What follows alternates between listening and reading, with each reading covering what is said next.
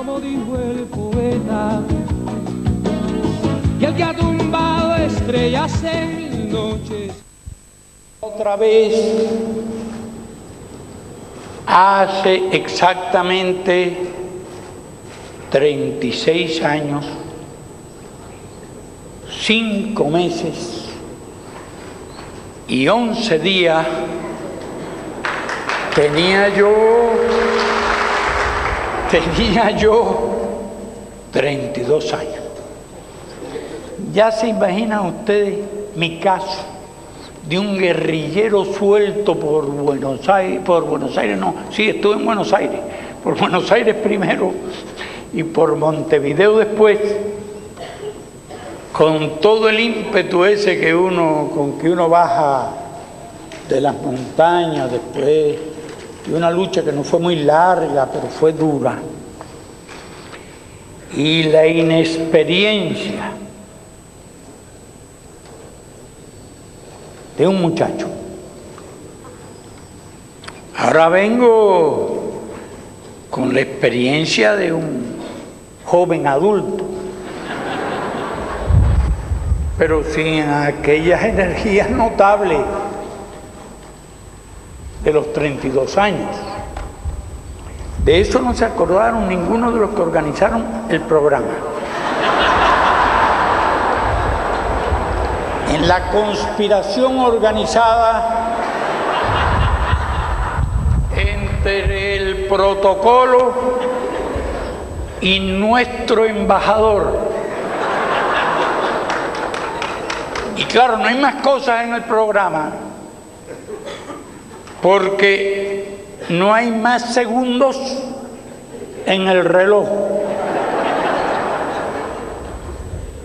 Ahora, los que crean de verdad que las competencias olímpicas son en Atlanta el próximo año, para mí no es así.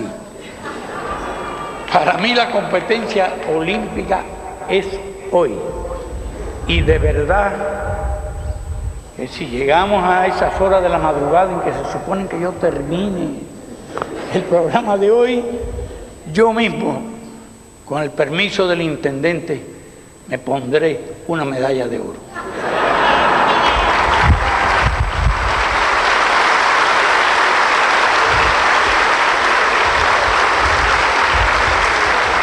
El tiempo, por tanto, es verdaderamente escaso para nosotros.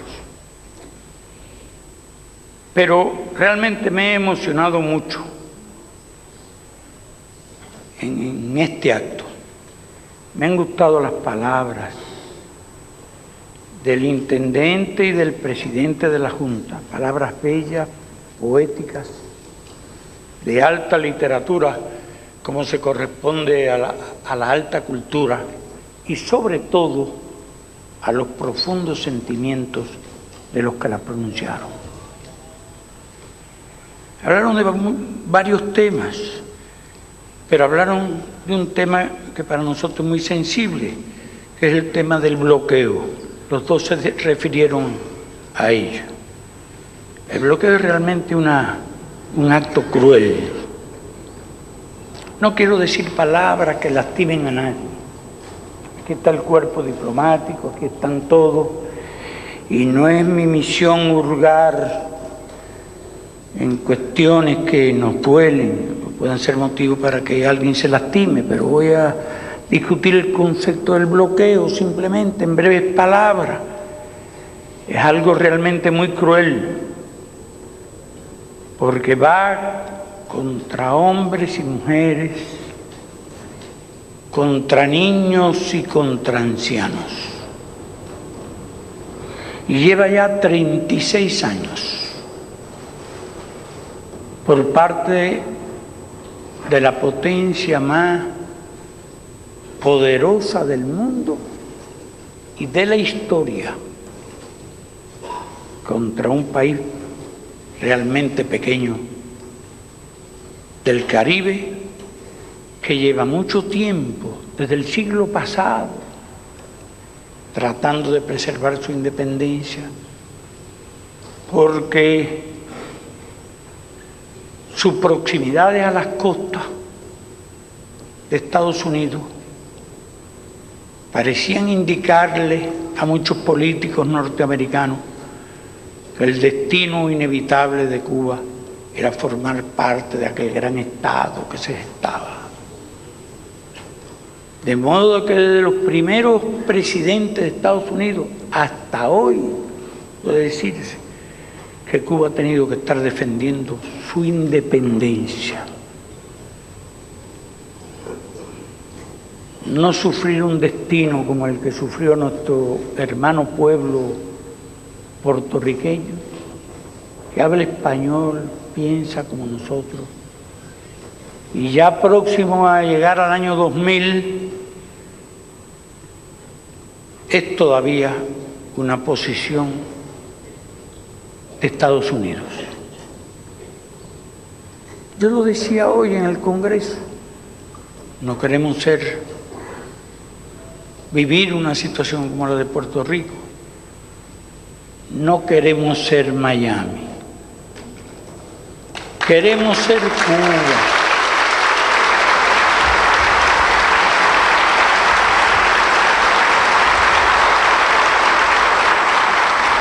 Queremos ser La Habana. Y no fue una diferencia ideológica así, abierta, lo que promovió el bloqueo y la hostilidad. Fue simplemente una ley de reforma agraria, que no era una reforma agraria socialista. Puede decirse que era prácticamente una reforma agraria capitalista, pero como realmente había empresas que poseían hasta 200.000 hectáreas de tierra, empresas norteamericanas, apenas se aprobó la ley un 19 de mayo, hace también 36 años, se empezaron a organizar los planes para la invasión de Playa Girón. Algo parecido a lo que ocurrió con Guatemala en la época del gobierno de Arbenz. ¿Y qué nos habría costado a nosotros una invasión victoriosa en Girón? Pregúntenselo a los guatemaltecos que tuvieron que soportar una invasión victoriosa. Derrocaron el gobierno, establecieron un régimen de fuerza. ¿Y saben ustedes cuántos guatemaltecos han desaparecido desde entonces? En esos casi 50 años han desaparecido más de 100.000 guatemaltecos. Guatemala es un país donde no se conocía la categoría de presos. No existe ni existió durante 50 años. Todos eran desaparecidos. Increíble historia, asombrosa por su magnitud, por su crueldad. Y todavía existe la guerra allí, en Guatemala. Y realmente no queríamos nosotros sufrir el destino de un país, un destino como el destino de Guatemala. Y por eso luchamos y hemos luchado tanto y tenemos que seguir luchando. ¿Cuánto tiempo? Todo el tiempo que sea necesario. No hay límite porque no somos nosotros los que le ponemos límite al tiempo. Ni seremos jamás quienes les pongamos límite a nuestra libertad.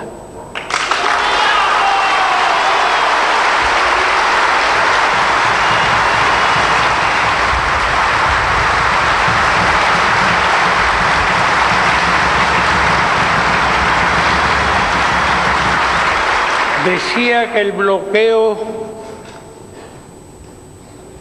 era duro, muy duro. De modo que si hace falta una aspirina para aliviar un dolor de cabeza, nosotros no podemos comprar una aspirina en Estados Unidos. ¿Sabían eso? Pero ya no pensemos en la aspirina, sino tantas enfermedades, algunas de ellas duras, como el cáncer, que necesitan cura, necesitan alivio. Nada. Nosotros no podemos comprar un citostático en Estados Unidos. Nosotros no podemos comprar un grano de alimento en Estados Unidos. Últimamente algunas organizaciones no gubernamentales han hecho algunas donaciones de medicamentos y alimentos, pero no son productos que nosotros podamos comprar. Le pongo ese ejemplo, no se puede comprar nada. Pero no es solo esto, sino que cada acción, actividad que nosotros realizamos en el mundo es perseguida sistemáticamente por el gobierno de Estados Unidos. Antes existía URSS, antes existía Campo Socialista. Los golpes eran repartidos entre más. Ahora los golpes nos tocan solo a nosotros. La propaganda, las estaciones de radio, televisión, todo eso. Las del gobierno, no en general. Las que controlan y lo controlan los elementos contrarrevolucionarios. Todo es contra nosotros. Más de 1000 horas semanales de radio promoviendo el sabotaje a la economía, a la subversión, todo eso. Antes también otros países grandes recibían golpes, China o Vietnam o Corea del Norte. Ahora ya los norteamericanos hicieron las paces con esos países y los golpes que les tocaban a ellos nos tocan a nosotros. Nadie sabe por qué. ¿Por qué ese trato tan particular cuando, bueno, somos el único país bloqueado y totalmente bloqueado? Y ahora en el Congreso hay algunas tendencias fuertes que promueven leyes más duras, bloqueo más despiadado todavía, si fuera posible, contra Cuba. Puede ser que hasta ahora estén discutiendo allí aquellos señores. ¿Por qué? Eso no se hizo nunca contra Sudáfrica en la época del apartheid. Y cuando nosotros derramábamos nuestra sangre luchando allí contra el racismo en la frontera de Sudáfrica, no se hizo nunca contra nadie, ni estamos promoviendo que se haga contra nadie. ¿Por qué? ¿Castigo a qué? Somos el país del mundo, como resultado del esfuerzo revolucionario, con nuestro socialismo, que tiene el menor índice de analfabetismo entre todos los países del tercer mundo.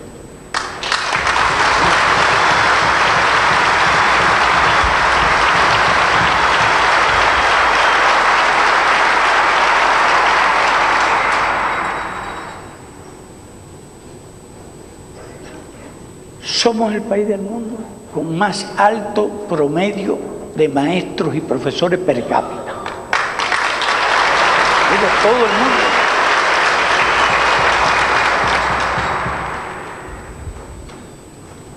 Nuestra mortalidad infantil está por debajo de 10, aún en medio del bloqueo y del periodo especial.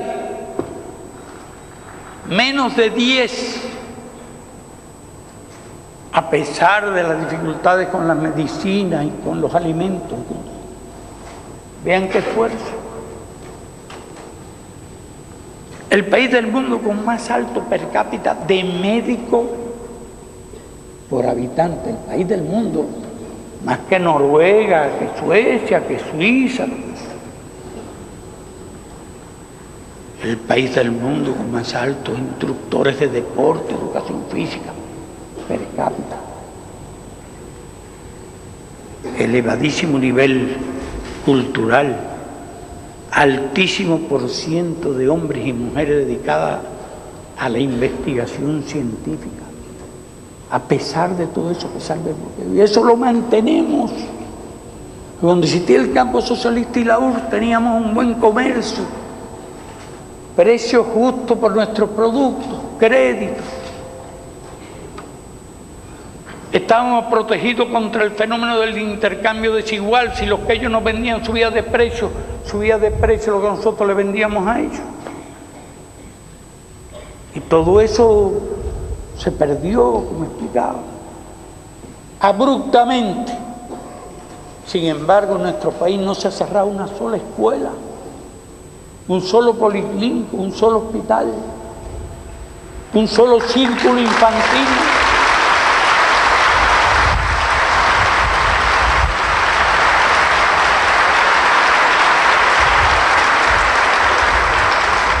Repartíamos lo que nos quedaba de una manera equitativa y no quedó nadie absolutamente desamparado. En nuestro país, en 36 años de revolución, no ha habido un solo desaparecido, no ha habido un solo asesinado.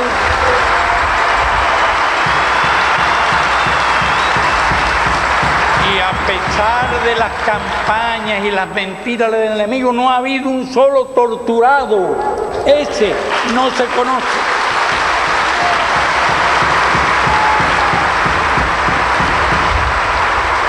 Entonces, ¿qué se quiere castigar? El espíritu de independencia de un pueblo, la dignidad de un pueblo, su derecho a la autodeterminación. No podemos pretender ir a la India y decirle en qué Dios tienen que creer, en qué iglesia tienen que orar, o ir al Medio Oriente o a Irán a decirle cuál debe ser su religión y su interpretación de la Biblia. Ni qué modelos deben tener. No podemos ir a Roma a decirle a la iglesia qué debe hacer dentro de sus principios y dentro de sus doctrinas. Entonces había que bloquear al mundo entero, simplemente porque no se piensa igual que un país poderoso como el de Estados Unidos. ¿O qué tipo de gobierno debe tener? Porque en definitiva en nuestro país vota más del 90% de la población siempre.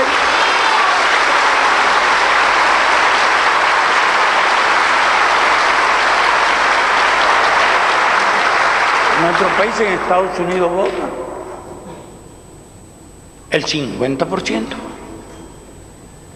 Al presidente, ahora con dos candidatos, lo eligen con alrededor del 25% de los votos. Hay que tener no sé cuántos millones, por ahí se dice que Perú puede hacer un partido independiente porque tiene como 5.000 millones. En nuestro país nadie, absolutamente, ningún político, ningún padre, necesita un solo centavo. Tiene nada que ver con nuestra política. Pero nosotros no podríamos pretender decirle al gobierno de Estados Unidos que cambie su sistema. ¿Y qué es lo que tienen que hacer? Pero en nuestro país todo el mundo se interesa por la política, tiene una elevada conciencia política, se interesa por los problemas. Y la medida que estamos haciendo para salir del periodo especial las tomamos discutiendo con cada ciudadano. No nos conformamos con decir, bueno, aquí hay tal idea, vamos a aprobarla. No, nosotros la discutimos con el pueblo, después la discutimos con el Parlamento, después la volvemos a discutir con el pueblo y buscamos el consenso de la población. Yo creo que eso explica el milagro de que después de 5 años del derrumbe del campo socialista y la desintegración de la URSS, Cuba exista. Y Cuba siga existiendo.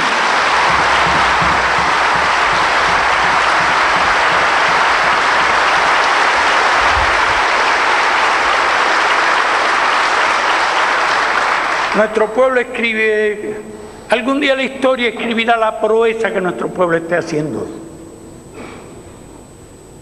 Y en ese día consignará con letras de oro el nombre de Uruguay y de los uruguayos.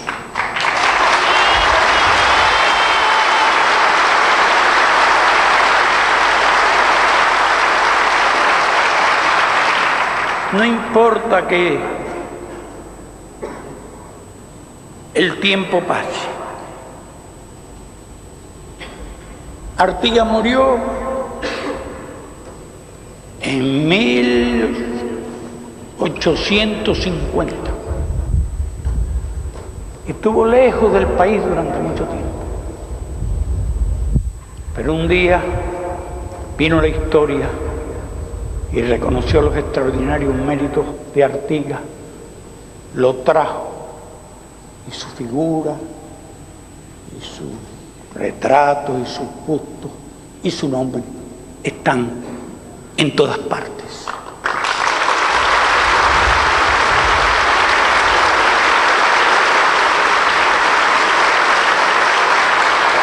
Algún día América toda, que ya empieza a reconocerlo, reconocerá también a Cuba y la atraerá al seno de sus instituciones y, lo más importante todavía, al seno de sus corazones, en recuerdo de la resistencia que fue capaz de ofrecer durante tanto tiempo.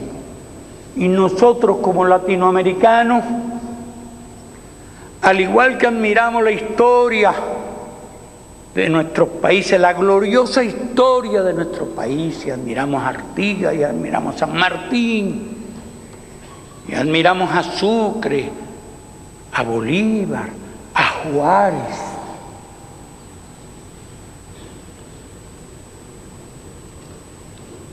a Martí y a tantos próceres de nuestra independencia, por lo que lucharon, por los tenaces que fueron, porque se enfrentaron a una de las potencias más poderosas de aquella época, que era España, en todo un continente. Bien, también nosotros tuvimos que luchar contra esa potencia, que reunió 300.000 soldados. Reunió en la pequeña Cuba más soldados que todo lo que se habían reunido en todo el continente durante la Guerra de Independencia.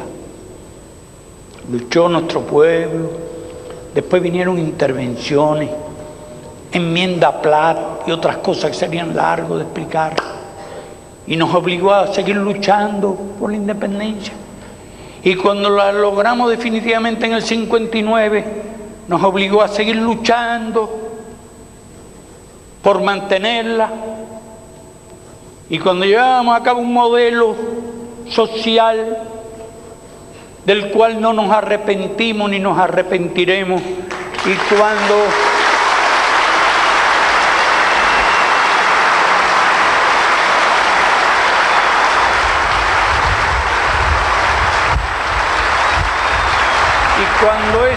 cuando ese modelo desapareció en Europa y tuvimos que sufrir la consecuencia, lo hemos seguido defendiendo, como decimos hoy, defender la patria, la revolución y las conquistas del socialismo.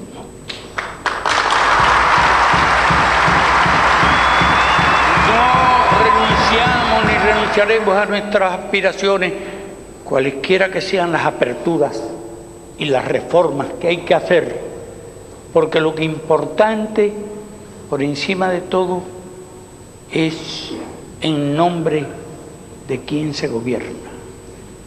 Lo importante es que el pueblo tenga el poder, como hemos planteado en nuestro país. Si hacemos aperturas y reformas que resultan ineludibles, no solo para perfeccionar nuestro sistema, sino para enfrentar las circunstancias actuales, nosotros seguiremos defendiendo invariablemente nuestras aspiraciones y nuestros objetivos, aunque nos castiguen por eso. Está demostrado que todo lo que hemos hecho para el pueblo y por el pueblo, algunos lo entienden como razón de asfixia, razón de castigo. Nosotros lo entendemos de otra manera: razón para luchar, razón para resistir, razón para vencer, sin que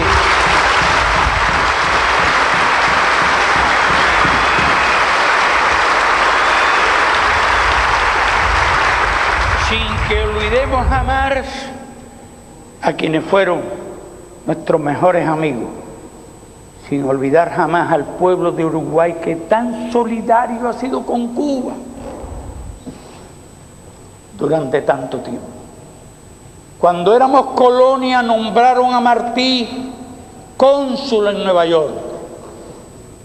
Lo nombraron también representante de Uruguay en la conferencia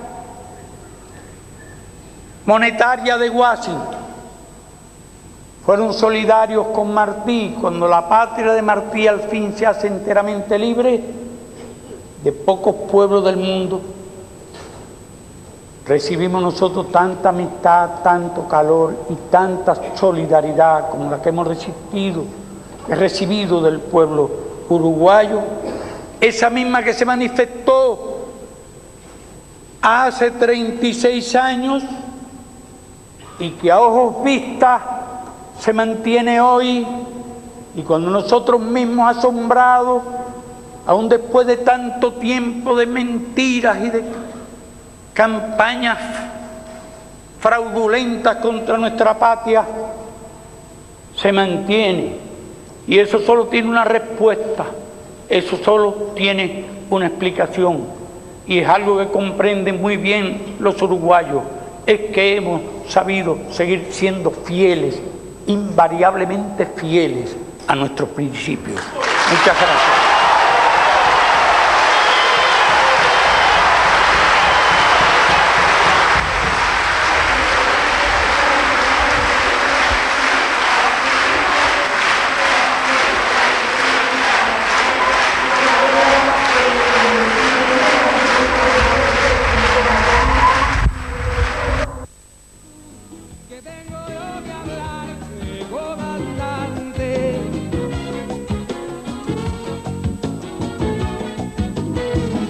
Si el que asomó al futuro se merece